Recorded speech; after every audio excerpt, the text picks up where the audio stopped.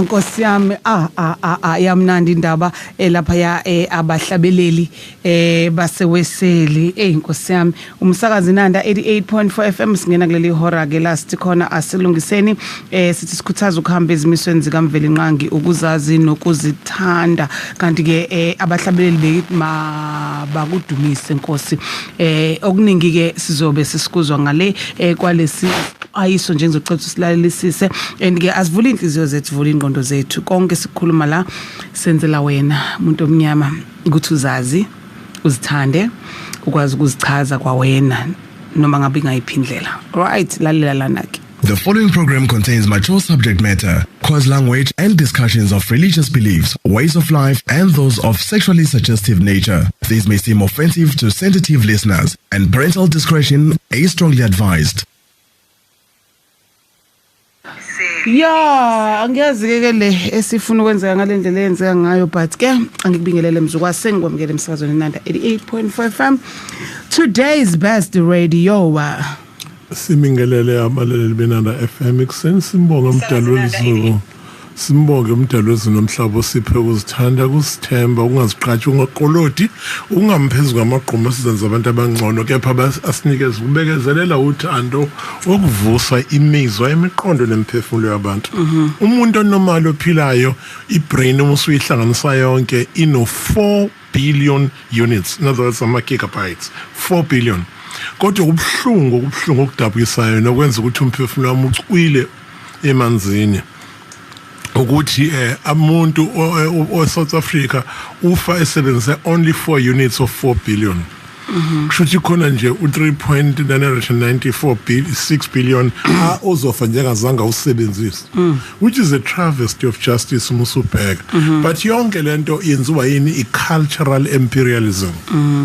Ukuthi yini cultural imperialism ukuthi abacindezeli bethu basipha elabo isiko salithanda saba obsessed ngalo salilandela saligcina futhi siyalidefenda ngendlela ongakazi uzuyibona.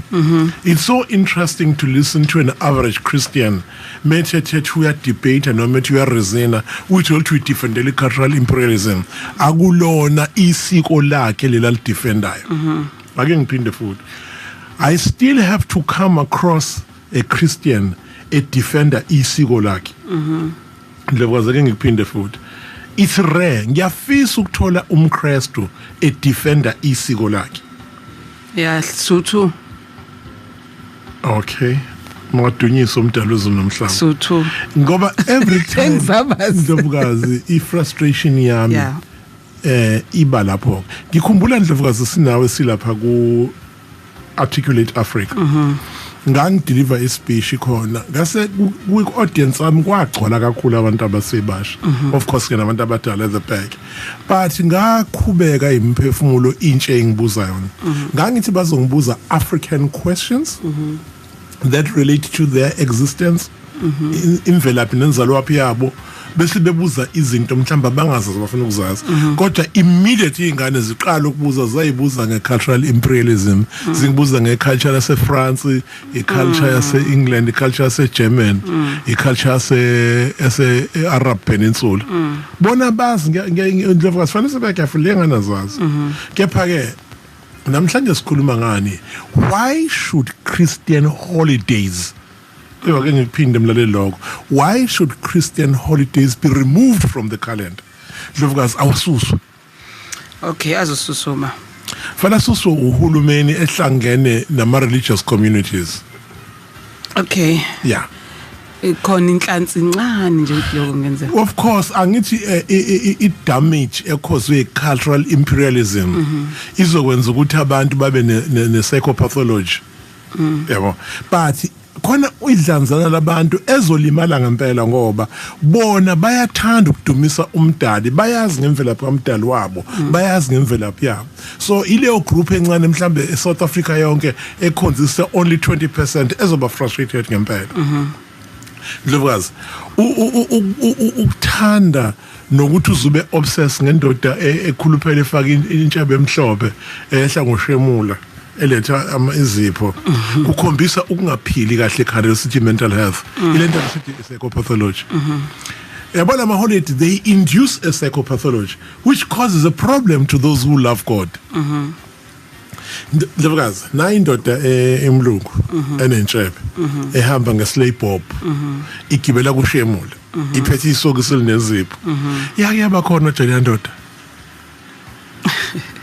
ngiyabuza Ndlovukazi sithi yaba khona emqondweni walowo phela ayikazi zibe khona le ndoda ayikaze ize ibe khona leyo ndoda. So why let's and why introduce her? Angithi vele I did that then ngisho lower introduce le ndoda why introduce why vele limaza imqondo yabantu and wayilimaza. He was a genius Pope Julius ngokuthi endorse. Remember in America wakwaban uChristmas endaweni ezu3 America banned Christmas, Germany banned Christmas, and the Roman Catholic itself at some stage they banned Christmas. Kodwa futhi which Pope Julius wabe ubuyisela uChristmas ngoba ebona ukuthi no the strategy of inducing psychopathology kubantu ngeke asibahlanyisa abantu. Umuntu ohlanya ukhondola kalula Ndlovukazi siyakwazi lokho. Umuntu ongaphilile kahle ekhanda ukhondola kalula. And what better way to destroy African spirituality by introducing a sexual holiday? Khona umuntu ezohlala ecabanga ucansi nje ekhanda. Ndlovukazi ake siphinde futhi uma ubheka ngoKhisimusi kwakudedelwa iqhila ngithi enye into ayenziwe kudunyiswa iwinter solstice ngoba ilanga livela kancane. Ngempela what does that have to do with the birth of Christ? Nokuthi we don't have a history la uYeshua and Joseph enze njani celebrate ama birthday nabafundi bakhe or celebrate ama birthday. The man was beyond the birthday. So abone ngani ukuthi the whole Christian world has got a mental health issue now. Okay. 2:00 coming out, coming out of the closet, which is kissing under the mistletoe. Yona yonke into eyenzeka ngalolu suku. It has nothing to do with the birth of Jesus. Now, here comes the most asinine story for Christmas. You know that some dudes were following a star from somewhere. Where a savior is supposed to be born. That story is very questionable, Ndlovukazi. Very, very questionable. You know that. And the law owaqamba labo bantu amagama, I'm curious umbuzo ukuthi why bazi kanjani uGevasi. One was an Indian guy, one was an Caucasian, and one was an Asian, a Chinese chap. Wakasixoxa nawe leso story. Yeah, akasixoxa nami leso story. Ngizama ukuthi Ndlovukazi, yizona zonke izinto ethi musuhleli phansi wenza historical data. Is it possible? Into enjengale, we told you no, it's not possible. A reindeer. Ndlovukazi with a red nose. Then usuthi write ekhanda nami uma wekhaya nje usuthi hey bantu abangothenga leka Christmas expenditures, debauchery, sexual licentiousness, drunkenness, alcoholism and drug addiction typify this thing. Christmas is all about that. It has nothing to do. In fact, to tell the truth, Ndlovukazi, abantu abaningi abasayi ku-Christmas. Amasonto on that day aba virtually end abantu basike bepinja food binging emakhaya. Yabo siqhubeka Ndlovukazi bese siza ku-Easter. Scandalous.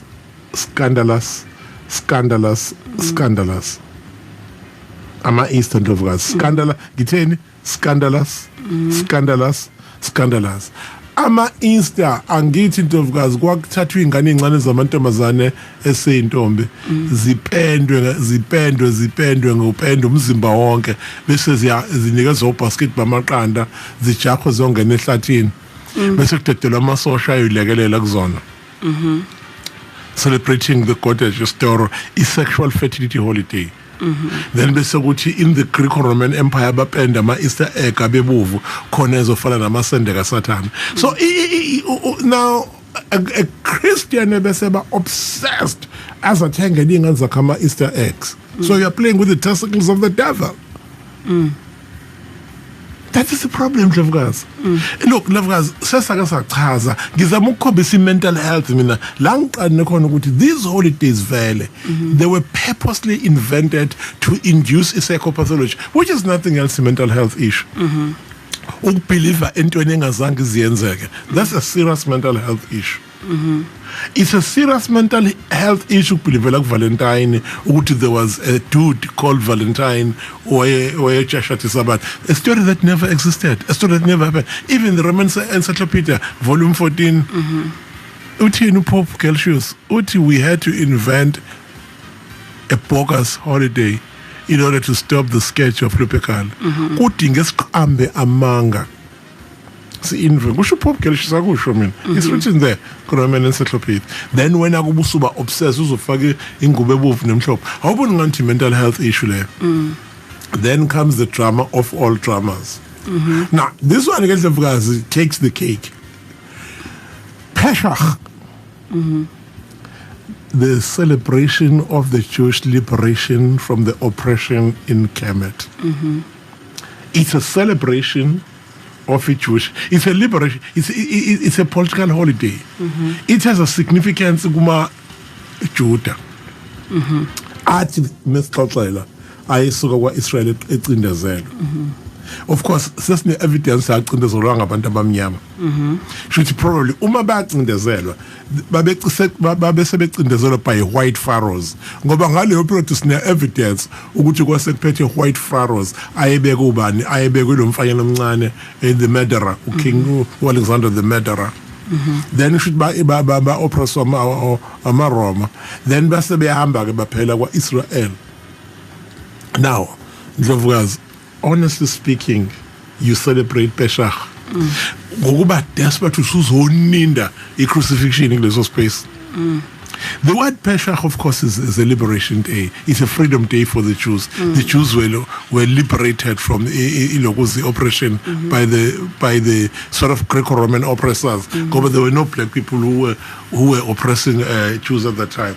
So ngizama ukuthi ngamanye amazwi I-pathology lapho ke i-psychopathology lapho ke Ndlovukazi unabantu abamthandayo umdali wezulu nomhlaba unabantu abafuna abangonkulunkulu kepha manje ukuze bangakwazi uku-achieve igoal yabo yokuba one with God wena busuzogaxa ama-sexual holidays sexual fertility holiday and to make matters worse bese uqamba amanga wake ngiphile Ndlovukazi bese uqamba amanga the crucifixion uzoyifaka kwi-liberation day. Interesting. Which scares me ukuthi ngolunye usuku lento enibiza ukuthi i-freedom day April 27 I won't be surprised ukuthi 50 years from now go back to we lovers day. Yeah, what's lokho? Ngoba? No, you see abantu manje they don't want to remember the truth. Bayabafuna ukukhumbula at the certain period of time izinto abafuna ukuzikhumbula.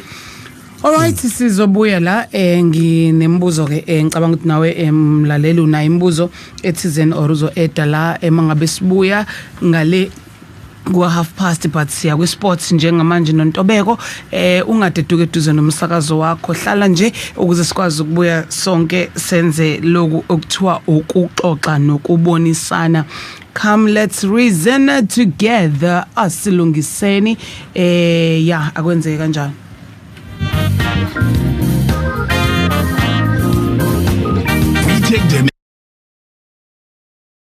Yes, sesibuyile ke emsakazweni Nanda 88.4 FM. Today's best radio sibuya noNdabenhle ekade ke esasivezela ama holiday that should be removed from SA calendar. Now Ndabenhle usibalelile esakuzwa ama holiday that needs to be removed. Now I challenge ithi ushuthi lento ayikazi zibonakale from qala nje ku adoptwa the calendar by the Roman Catholic by the Roman Empire babe create calendar labo look domination or control which undermines totally ama aspirations omuntu omnyama and his African spirituality. Essentially ukuthi South Africa didn't realize that. Yeah, angithi nje vele because the purpose of the Roman Empire or Roman Catholic Church was to control the world through their brand of religion. Akengiphinda babefuna ukucontrol umhlaba with their own brand of Christianity. They nearly succeeded on Ndlovukazi, I must be honest. In fact, they succeeded. But into ingozi eyenzekelayo, they actually succeeded in destroying the originality of the black people in terms of their own heritage, in terms of their own history, and in terms of their own spirituality. bathatha ama symbols ethu bawa desecrate bawachamela bawa undermine and made them look barbaric base bephakamisa awaba ama symbols. Okay, I get that. Now, how is it kuthina it's something that looks like we mentally disturbed, whereas this was indoctrinated it was 300 exactly. You're absolutely correct, Ndlovukazi. Yeah, uqinisile. So accurate. And I like indlela obeya ngayo iminyaka because it's exactly a period under which the Roman Catholic Church induced this mental psychopathology kubantu by entrenching ama mission stations all over ukuze le program yabo iagenda ukubola le ukuthi be successful. Ibulale ukuzigqaja komuntu omnyama nokuziqhenya, ibulale isithunzi somuntu omnyama, ibulale ukucabanga nendlela umuntu omnyama azibuka ngayo. Yasi creator usky god ohlele emafini ke yabo ongekho bamkhipha kwena umdaluzi nomhlaba, whereas kodwa manje ngoba nenkinga to the Bible says you are in his image yabo bona basebethi no, but there's a sky god out there, some tutu nentshebe emhlophe ufaka into olibhantsho onama cherubims akhichimetuze wakhe, and there's a tombe bayidroyisha, and guess what, we believed in these pictures sazoyifaka emzini yethu.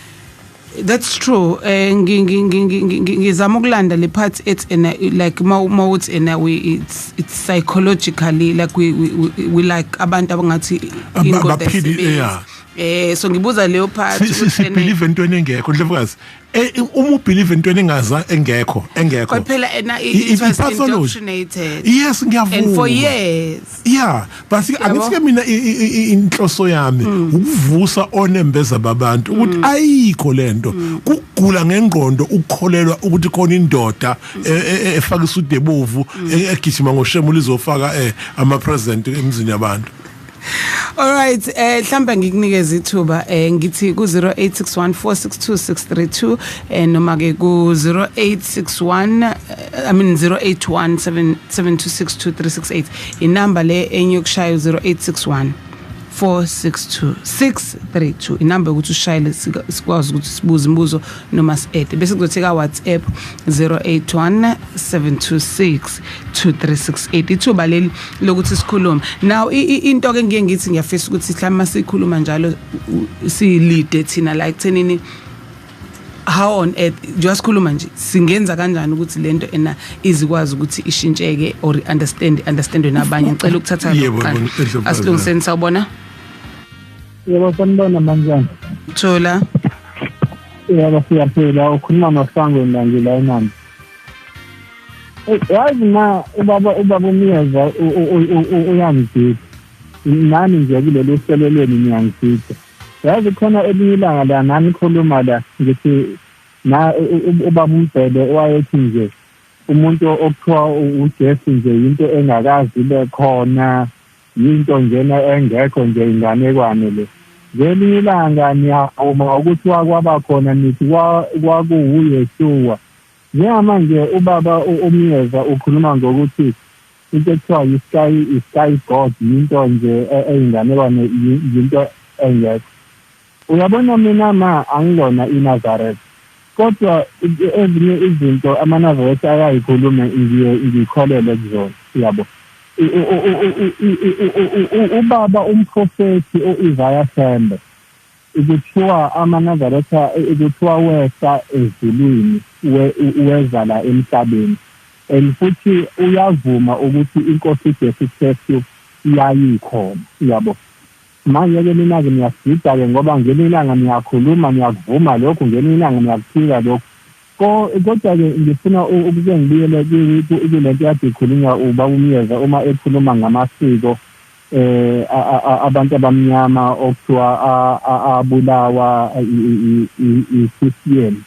Mhlambe uma engasasichazela ukuthi imaphi lamasiko thina njengabantu abangamaKrestu mhlambe esiwadzisendayo, amasiko mhlambe ase-Europe, amasiko ethu ukuthi mhlambe asiwafuni, ngoba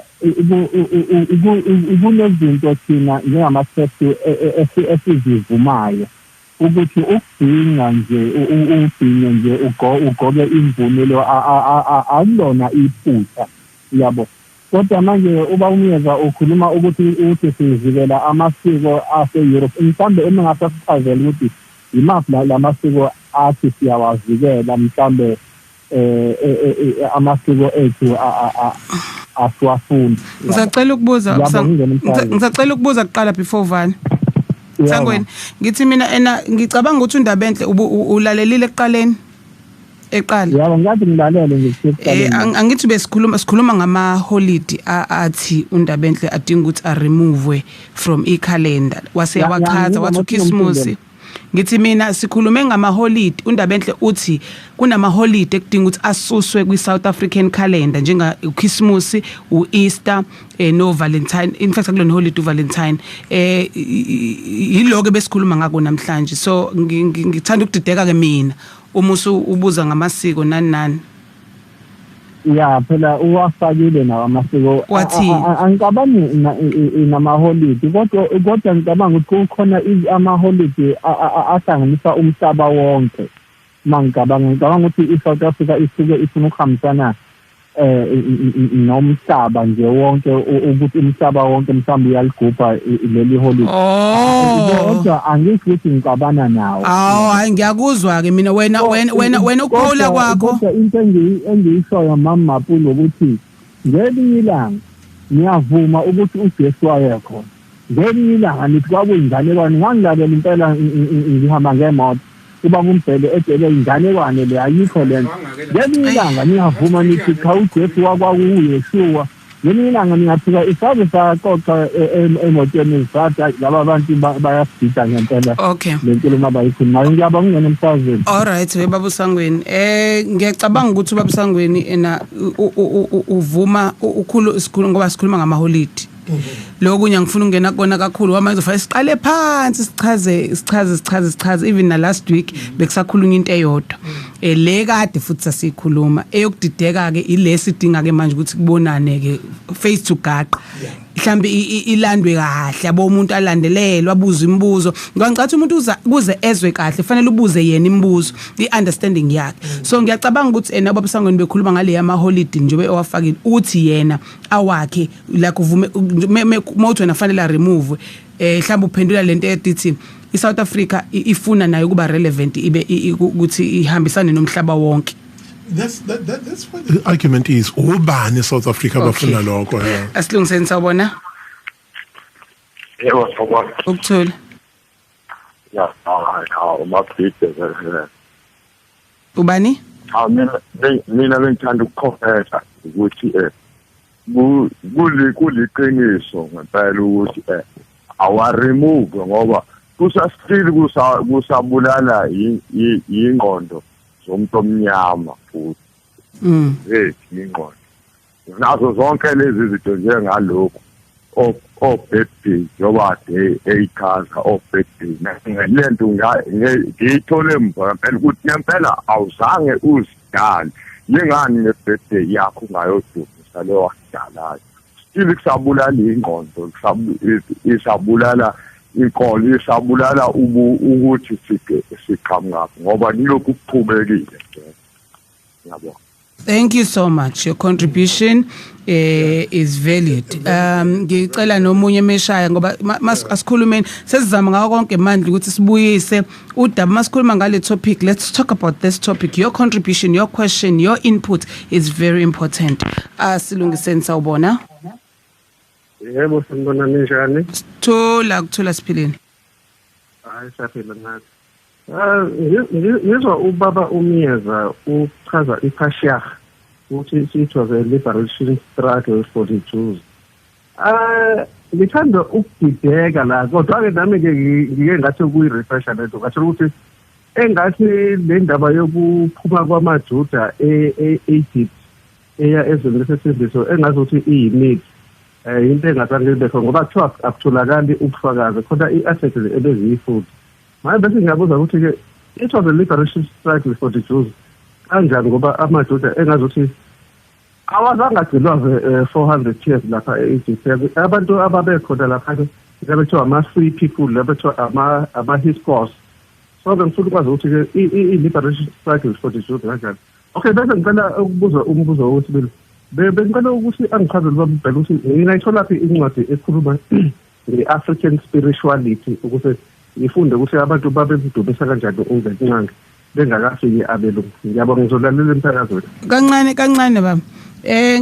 Because of your research ngiyacela ngazuthi mhlambe ubungasinikeza wena your input wena ngokuzwa kwakho ukuthi uma uthi it was not a liberation struggle, what really transpired, your thoughts. Angisho ukuthi kuyikona ngoba noNdabenhle asisho ukuthi kuyikona lokho akushoyo, but can we gather imicabango yethu nama views ethu sibone ukuthi phuma nani? Yeah, ikona la ngidideka khona ngoba manje ngizwa ubaba uNdabenhle esechaza nge-liberation struggle ekubeni manje asahlangani nalokho engikutholile ukuthi i-questionable indaba yamaJuda ukuphuma kwawo lapha e-Egypt. Even noMoses kuthiwa izimithi indaba kaMoses akazange a-exist ngoba engazuthi laba hamba khona beya koSinai, even nalaba lewela khona i-Red Sea khulunywa nge-reed izumhlanga nala befika khona koSinai atholakala pottery, atholakala amathuna, uthule nje yabona kuthule. So engazuthi le ndaba yokuhamba kwamaJuda eyale ezweni lesethembiso engazuthi ukufakaza atholakala ama-archaeological evidence awekho. All right. Okay, yeah. Thank you so much. Ngiyakuzwa ke baba. Thank you for your contribution. I like this guy. This is what we were talking about ke kulo hlelo Ndlovukazi. Yeah. Kwaks ama-Hiskos, the shepherd, ama-invaders. Ayekade zofunda. The people of the bronze basebeyela behambela futhi ba spread across abanye bafika ngabhack home in Asia manje ko China kanjeni. Ngifuna kwase kuthi make Ndlovukazi kwase kuba khona ke the writers of the Bible, they strategically did lehlele sisho noThabi typology la uthatha story owasizwayo ubuso yasishumeka somewhere in order to create evidence something like that. Ever questionable indaba of the Jews who crossed over, but ngenxa ukuthi bona ngizwe ngathi bona it's their holiday, they struggled. But bese ngase ngithi Ndlovukazi kuwena ubani wayebacindezela ngoba kwangeyena umuntu omnyama, kwakukhona ama-Greco-Roman rulers ofara bebelungu lapho, or so ngizama ukuthi babengabacindezele mhlambe bona. Yeah, mhlambe Ndabenhle, before you conclude, I just wanted to find out ukuthi yes mhlambe we might say mhlambe singavumelani mhlambe I like that. Mhlambe singavumelani ukuthi mhlambe the narrative yokuphuma Gibhithe nokuhamba 40 days and all of that, it might be something that is a myth or something that was written for some reason. Yes, as but an now allegory. What I want to find as an out, allegory, yes. Engifuna ukuthola kahle hle nasengqondweni yami ukuthi labantu ama-Hebrew nama-Jews awakaze yini wona cindezelwe umbuso wamaRoma na. Eyo kakhulu. So yes. Yeah, okay. But back there in the Greco-Roman Empire, hayi la eKemet, Egypt, Africa. Akwenzakalanga la. Kwenzeka back home, hence Christmas begijinyiswa befita ngokudla bese beyajapha. Ngifita ngoChristmas. Ngifuna ukuba sure ukuthi abantu abamnyama laba bangama-Hebrew Jews bake bacindezeleka. No, there's no evidence. Abamnyama. Ungakhohlwa le claim of the children of Israel crossing abelumbi. Ndlovukazi ngiyakuzwa Ndlovukazi ngikuzwa kakhulu. Ukuthi ukhuluma ngendawo ezibili Israel neKemet. Yeah. Yeah, but phela noma ngabe ngikhuluma izuthu ngifuna ukuthola ukuthi abantu abakaze bacindezeleke Israel. All right, let's just look as a note this to be another. There's something that I like your line of thinking and questioning. Back where Israel but not in Africa. Who Israel? Israel is just across the peninsula. Okay, Africa. No. Israel. No. Okay. Iphethe ukucithiswa zikhanela lapha evale yonke. All right, I think mhlambe singayenza kube topic ngolunye usuku. I still need to dig more on this. Mhlambe sikhulume nawe mkhozi wami sikhulume kuwena. Ngiyacabanga ukuthi ngizochecka kungekudala abasende lapha yana ku WhatsApp 8 o'clock siyabuya ke noNdabenhle wakamyeza sisazoqhubeka futhi because iningi into esenza singakwazi ukukhululeka nje emphakathini ezikhuluma sesizwile ngama holiday. Ngiyacabanga nawe into yokuthi uyicabangisise kahle. Finally ba remove. How do we do this? That's what I asked. 19 seconds. Okay, Ndlovukazi, ngibona kuhlangana nama religious communities wonke Islam movement. Do you think they want to? They don't want to because that's the pathology sinkulu kakhulu. I-mental health isijule kakhulu. Singesizakala. Angesizakala. Kodwa ke into enje ingane zoqhubeka zibe namabheshi, kube nesex, kube notshwala, kube nokujabula. They will never celebrate this thing. Siyabuya after 8 please ungasuki eduze nomsakazo wakho. Singenela kwejule kakhulu ke manje ke hayi le yaseinkonzweni nanani but singena kweqondene nawe ngqo ekhaya lakho. Ah my god eGetsemane na indaba ke leke. Yes eGetsemane.